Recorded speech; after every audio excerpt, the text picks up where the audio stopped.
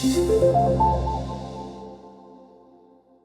think what we want to do from here is perhaps use an example for the F&B account.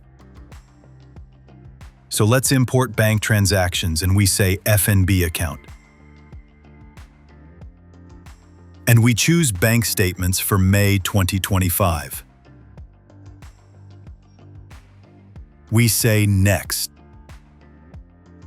The system shows us we're going to import 19 transactions into the F&B current account.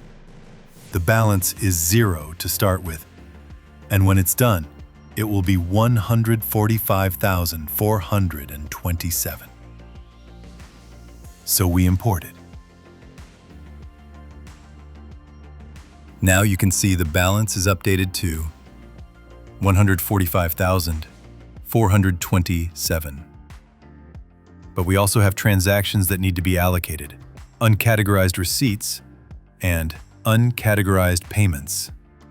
For the next step, before we do the allocations, we'll first create a few customer and supplier transactions for those purposes. So we'll come back to banking.